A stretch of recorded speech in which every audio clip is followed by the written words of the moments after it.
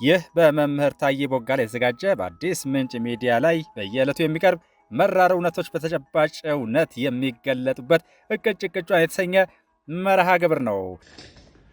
ዛሬ ዕለቱ ሐሙስ ሐምሌ 16 ቀን 2018 ዓ.ም ነው። በአዲስ ምንጭ ሚዲያ ብቻ ዘወትር ትንታኔዎችን እያቀረብኩ ወደ እናንተ የምደርሰው ታዬ ቦጋለ አረጋ ኢልመደ ሶዳ ነኝ። በነገራችን ላይ ዛሬ የማቀርብላችሁ ርዕስ ህወሓት በይፋ ኢትዮጵያ ላይ ጦርነት አውጃለች። እንግዲህ የጦርነት አዋጁ የአሁኑ አዋጅ በኢትዮጵያ ህዝብ ላይ፣ በኢትዮጵያ መንግስት ላይ፣ ኢትዮጵያ በሚባሉት አራት ዋነኛ አሃዶች ላይ ግልጽ የሆነ ጦርነት አውጃለች። አንደኛው ሉዓላዊነታችን ላይ፣ ብሔራዊ ክብራችን ላይ ከሱዳን ከሻዕቢያ ከኋላ ከሚጋልባት ግብጽ ጋር በመተባበር ይፋዊ የሆነ ጦርነት አውጃለች። ምን ላይ? ሉዓላዊነታችን ላይ። አንድ ሀገር የምትገለጸው አንደኛ በሉዓላዊነት ነው። ሁለተኛ በኢትዮጵያ ህዝብ ላይ ጦርነት አውጃለች። ምክንያቱም ወደ ማዕከል ለመምጣት በቤንሻንጉል ጉሙዝ ወይም በራያ ግንባር ወይም በወልቃይት ግንባር ካልሆነ በሶስቱ ወይ በሁለቱ አልፋ ስትመጣ በቤንሻንጉል ጉሙዝ ህዝብ ላይ፣ በአማራ ህዝብ ላይ፣ በአፋር ህዝብ ላይ እና የትግራይንም ህዝብ ፍላጎት በመጫንና በመርገጥ በውጭ ኃይሎች በመጋለብ ስለሆነ ጦርነት ያወጀችው አንደኛ በሉዓላዊነታችን ላይ፣ ሁለተኛ በህዝብ ላይ፣ ሶስተኛ በመንግስት ላይ፣ አራተኛ ደግሞ ከሻዕቢያ ጋር እና ከሌሎች ኃይሎች ጋር ከሱዳንም ጋር በሚያደርጉት ትብብር ውስጥ በሉዓላዊ ድንበራችንም ላይ። ይህ ማለት ህወሓት በተለያዩ አካላት ስለምትታገዝ አንደኛ አንድ ሀገር የምትገለጽበት ነገር እነዚህ አራቱ ናቸው። ህዝብ፣ ግዛት፣ ወሰን ማለት ነው ድንበር፣ መንግስትና ሉዓላዊነት ናቸው። እንደገና የአንድ ሀገር አጠቃላይ ሁኔታ አንደኛ ምድሩ፣ ሁለተኛ ሰማዩ፣ ሶስተኛ አክሰሳችን እስከ ባህር በር ቢኖረን እስከ 3 ማይል ድረስ እስከ 5 ኪሎ ሜትር በላይ የሚሆን ቦታ የኢትዮጵያ ሉዓላዊ ድንበር ነው። ስለዚህ በሁሉም ላይ ይፋዊ የሆነ ጦርነት አውጃለች። ጦርነቱን ደግሞ በግልጽ ሲያውጁ በአዲግራትም በመቀሌም በተለያዩ ቦታዎች ፈትለወርቅ ሞንጆሪኖ የምትባለው ብትሆን ደብረ ጽዮንም ይሁን እነሱ የሚልኳቸው ሰዎች ከህዝብ ጋር ግልጽ ነገር በማድረግ የኢትዮጵያን መንግስት አሁን ያለው በህገ መንግስታዊ ስርዓት በቅርቡ በምርጫ የተመዘገበውን መንግስት ገርስሰን የራሳችንን መንግስት እንመሰርታለን የሚል እንቅስቃሴ ጀምረዋል። እንግዲህ ህወሓት ሁላችሁም እንደምታውቁት መጀመሪያ በምርጫ ቦርድ የታገደ፣ ቀደም ባለው ጊዜ አሸባሪ ተብሎ የተፈረጀ፣ አሁንም በይፋ አሸባሪነቱን በመቀጠል ህጋዊ የሆነውን በትግራይ ክልል የተቋቋመውን አስተዳደር በማፍረስ ህገወጥ የሆነ ምክር ቤት፣ ህገወጥ የሆነ ፕሬዚዳንት፣ ህገወጥ የሆነ ካቢኔ በማቋቋም በቀጥታ በኢትዮጵያ ህልውና ላይ ጦርነት አውጀዋል። ይሄ በሚገባ በጥንቃቄ መታየት የሚገባው ጉዳይ ነው። መልካም።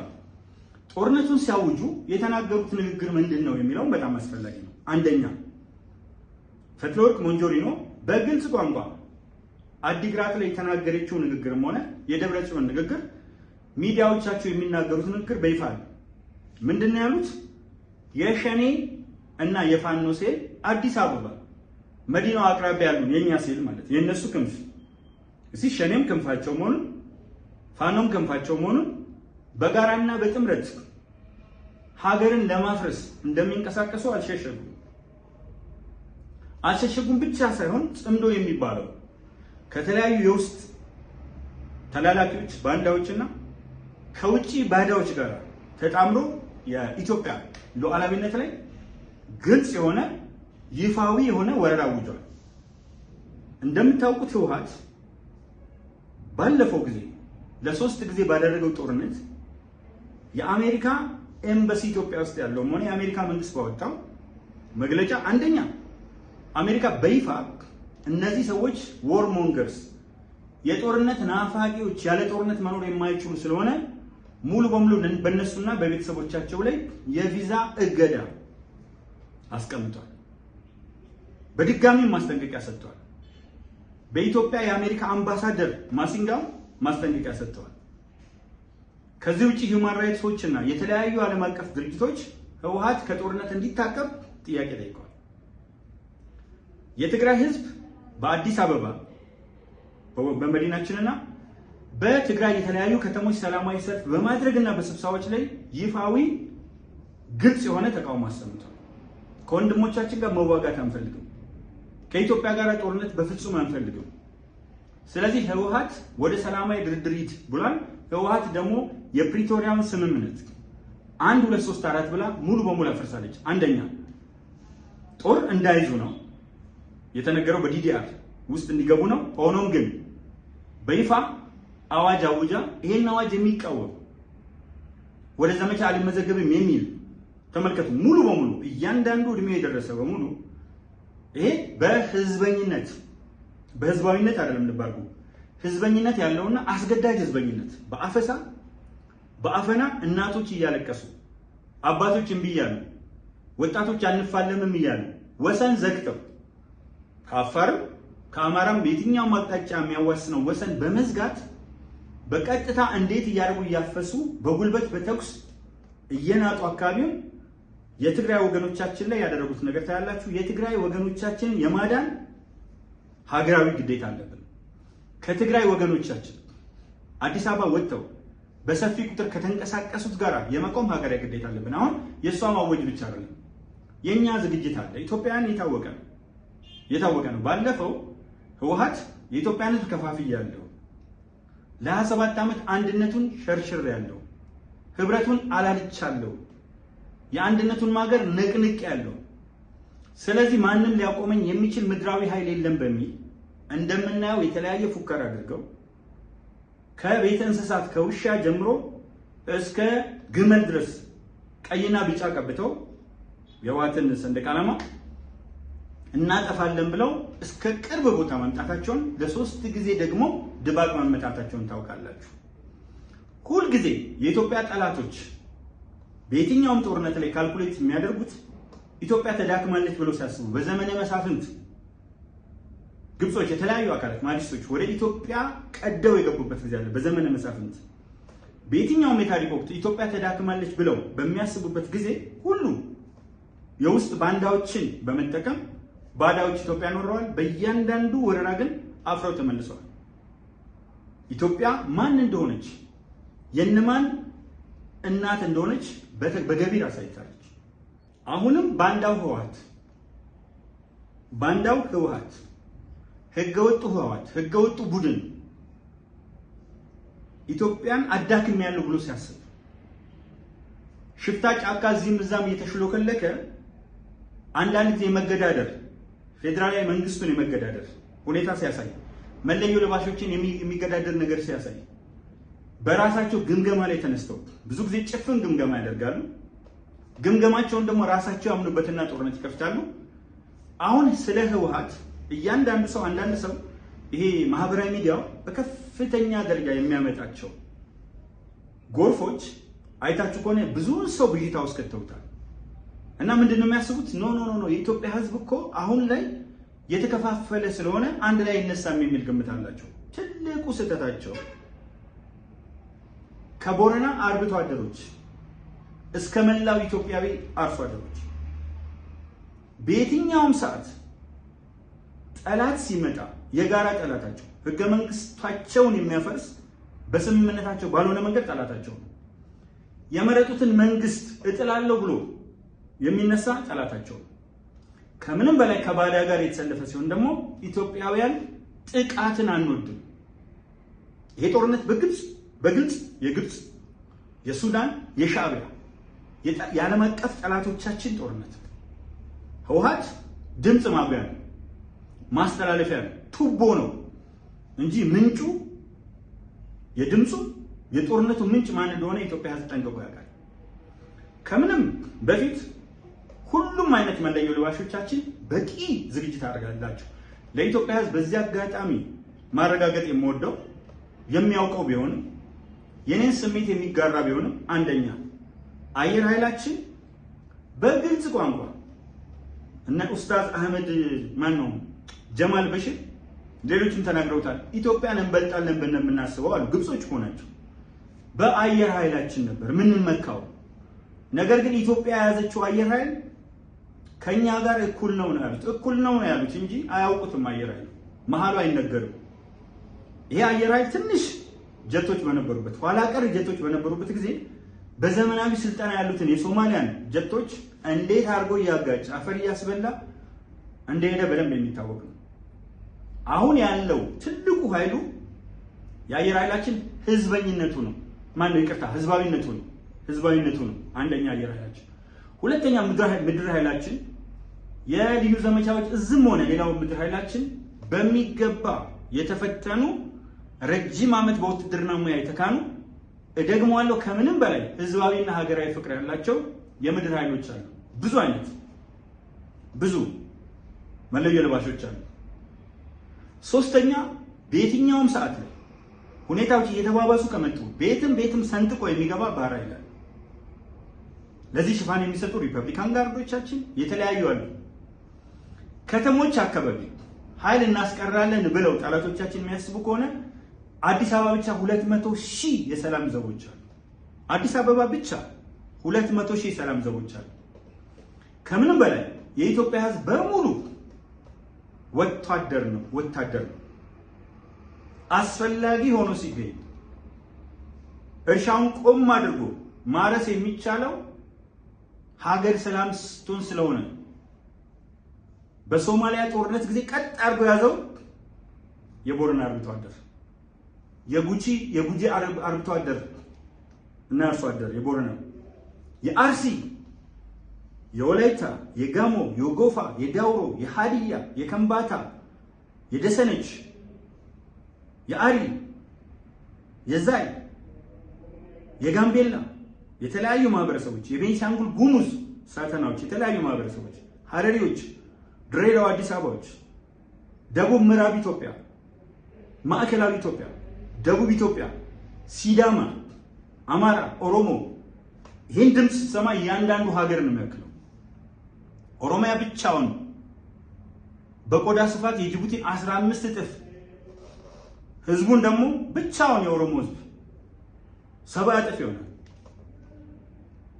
ስለዚህ ይሄ የኢትዮጵያ ህዝብ ሁሉም በአንድነት ማንም ሰው ምንም አይነት ኃይል እናት ሀገሩን በተመለከተ ሊያቆሙ አይችሉም።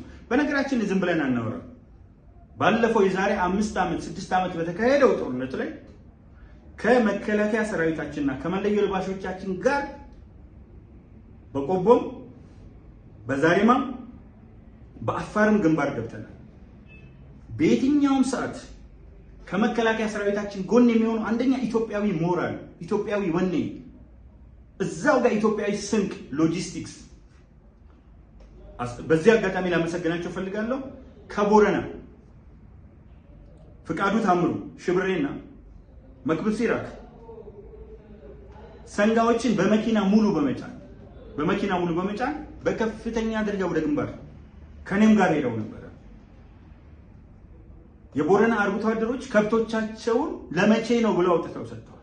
የጉጂ የመላ ኢትዮጵያ አማራ ክልል ምግብ እያዘጋጁ ስንቅ እያዘጋጁ በአካል ተገኝተው ቁስለኛ በማግለልና ከጎን በመግባት በሰፊ ቁጥር በመሳሪያም የኦሮሚያ፣ የሲዳማ፣ የሁሉም ልዩ ኃይል አንዳንድ እንደ አብነት ነው ማለታቸው። አብነት ማለት ለበጎ ነገር ነው የምጠቀመው መገለጫ፣ ለበጎም ለምንም አብነት ብዬ ግን ለአብነት ብዬ መጥፎ ነገር አይነሳም። አሁን አንዳንድ ሰዎች ለአብነት ይሉና መጥፎ ነገር ያነሳሉ። ለአብነት ለመገለጫ የማነሳቸው ናቸው እንጂ ሁሉም ኢትዮጵያዊ በጋራ ተሳትፏል። ለዚህ ነው ህወሓት የተለያዩ አይነት ድጋፎች ቢኖራትም በወቅቱ አስቡት፣ አንደኛ ዓለም አቀፍ ሎቢስቶች ያግዙታል። ዶላር እንደፈለገ እያፈሰሰ የተለያዩ ተጽዕኖ ፈጣሪ ፖለቲካ ጉምቱ ፖለቲከኞችን በዓለም ላይ ያሉትን እያያዘ የተለያዩ ሚዲያዎችን እያያዘ መሬት ላይ እየተንከባለለ ራሱ ጦርነት ፈጥሮ ተናግረዋል። መከላከያ ሰራዊቱን የመታ ነው እኛንም ብለው ወጥተው እኮ ቪዲዮዎች አሉ። የኢትዮጵያ ህዝብ በሙሉ ያላቸው መጀመሪያ ላይ ተክዶ የነበር ይሄ የሴኩሪቲ ጌታቸው መብረቃዊ ጥቃት ፈጸምን ተከበብን ብለን ከሚለው በተጨማሪ በስነ ስርዓት አቅደን ዙሪያችንን ስላሉ መተናቸዋል ያሉ የነኮሌል ባት ነገር ማየት እንችላለን። ይሄንን ከግምት ውስጥ አስገቡና እንቀጥል። ህወሓት በህዝበኝነት 1 ሚሊዮን አውጥታ ነበር። ስለዚህ ውጭ ላይ ሰፊ ድጋፍ ነበራት። የአሜሪካ የመሳሰሉት ድጋፍ ከኢትዮጵያ መንግስት ይልቅ በወቅቱ ለነሱ ነበር። አክቲቪስቶች በሚያነቃንቁት በተለያዩ የአውሮፓ በተለያዩ የአሜሪካ፣ የአውስትራሊያ፣ የካናዳ ከተሞች መሬት ላይ የሚንከባልሉ ብዙ ልጆች ነበሩ። ሁኔታው ሳይገባቸው ጭምር በህዝበኝነት የሚንከባልሉ ነበሩ። ህወሓት በወቅቱ በአንጻራዊ መልክ አንድ ላይ ሆኖ የቆመበት ጊዜ ነበር። ስለዚህ አንጻራዊ በዚህ በኩል ዝግጅት አልነበረም። የሽግግር ጊዜ ነው። መከላከያ ውስጥ የተዛነቀ አመለካከት አለ። የግንኙነት መስመሮችን የሚቦጣጥሱ የሚቆራርጠዋል። ጦሩ መረጃ እንዳይደርሰው እዛ ጋር ያለው የሚያደርጉ ነበሩ። መንገድ የሚዘጉ ነበሩ። አሁን ያለው ሁኔታ ግን ተቀይሯል። አንደኛ የመጀመሪያዎቹ ተክሶች ቢነሱ ከማንም በላይ የጦርነትን አስከፊነት የሚያውቀው የትግራይ ወጣት ስለሆነ በጉልበት ታንቆ ስለተወሰደ የአመራሮቹ ልጆች በምዕራቡ ዓለምና አዲስ አበባ ጭምር ድሬዳዋ፣ ባህር ዳር የተለያየ ቦታ ያሉ ስለሆነ አዳማ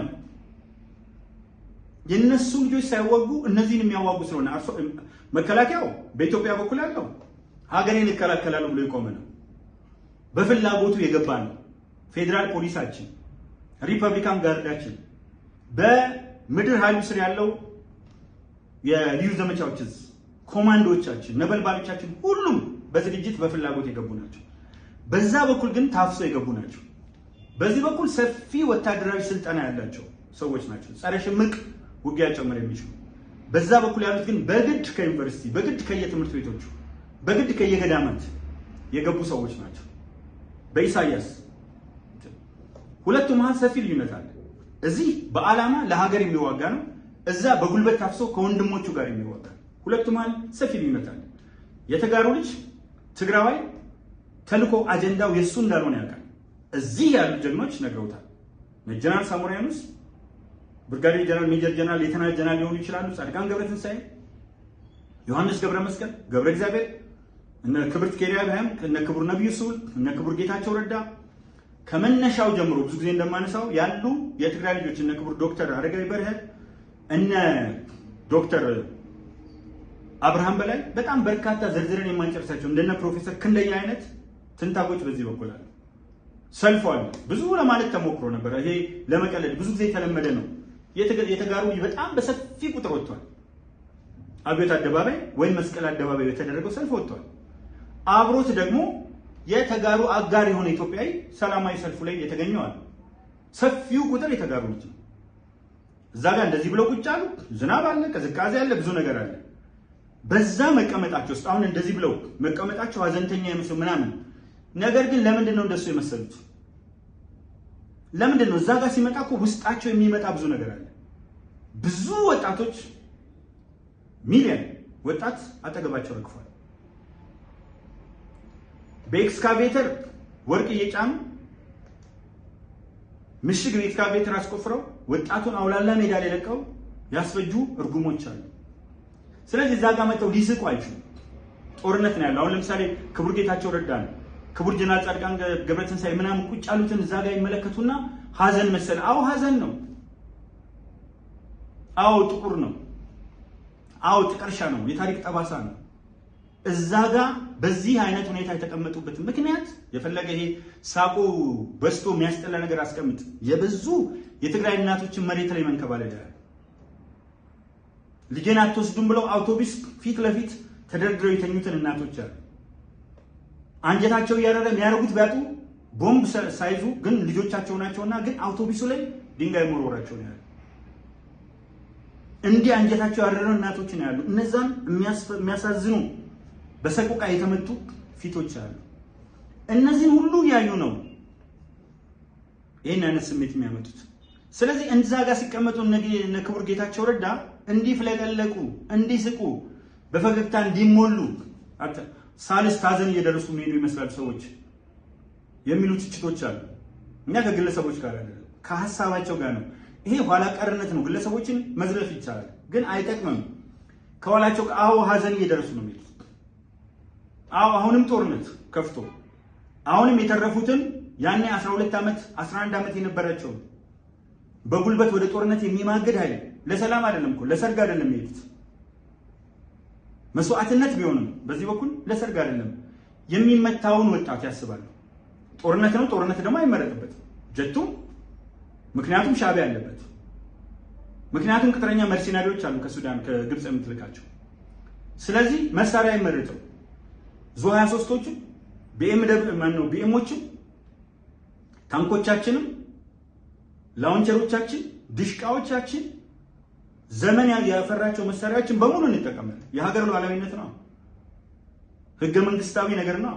ህገ መንግስታዊ ስርዓትን በኃይል ጥሎ ኢትዮጵያን ወደማያቋርጥ ትርምስ መሙላት ነው። ስለዚህ እኛ ከፊት እንውደቅ የሚለው ኃይል የትኛውንም መሳሪያ ይጠቀማል።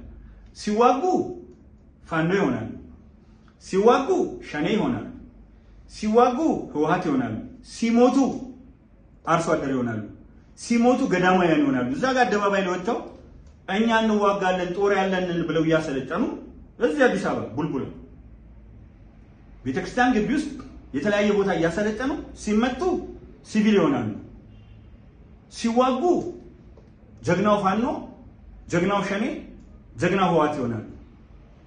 ጦርነት አሁን ኢራንና አሜሪካ፣ ኢራንና እስራኤል እያካሄዱ ነው።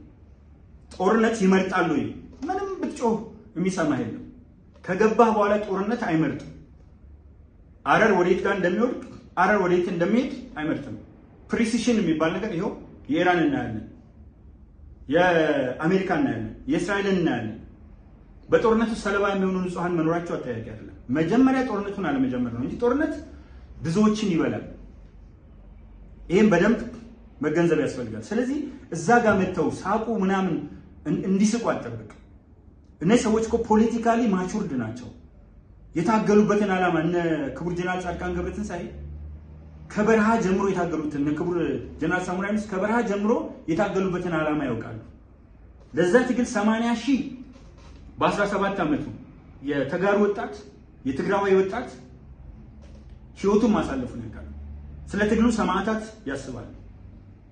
በቅርብ ጊዜ በተደረጉ ጦርነቶች ደግሞ የጠፋውን አነሰ ቢባል እንደ አሜሪካ ገልጻ ከ600 ሺህ በላይ አንዳንድ ስታቲስቲካዊ መረጃዎች እንደሚያሳዩት እስከ 1 ሚሊዮን የሚደርስ ወጣት ያስባሉ። የእናቶችን ሀዘን ያስባሉ። ስለዚህ እዛ ጋር መጥተው እየሳቁ እንዲቀመጡላት ጠብቅ። እደግመዋለሁ፣ ለሰርግ አይደለም የወጡት፣ ለጭፈራ አይደለም፣ አሸንዳ እንትን ለማለት አይደለም የወጡት። ስለዚህ እነዚህ የወጡ ሰዎች ሲወጡ ደግሞ ወላይታውን ታየዋለህ፣ አጋርነቱን እየገለጸ ነው። ጦርነቱ እኮ ትግራይ ህዝብ ላይ ብቻ የሚካሄድ አይደለም፣ ኢትዮጵያ ህዝብ ላይ በአጠቃላይ የሚካሄድ ነው። ስለዚህ ወላይታው ይወጣል፣ ኦሮሞ ይወጣል፣ የተለያዩ አጋርነቱን ያሳያል። ይሄ እኮ የአጋርነት ሰልፍ ነው። ተጋሩ ሲወጣ ብቻውን አይደለም የሚወጣው፣ አብሮ ነው ያለው። አብሮ በስርዓት ውስጥ ነው። እዚህ ጋር ያለው እየመከረ ነው። የሰላም የደህንነት ምክር ቤት አለው ራሱ። የተጋሩ ልጅ መሳሪያ ይዞ ተነስቷል።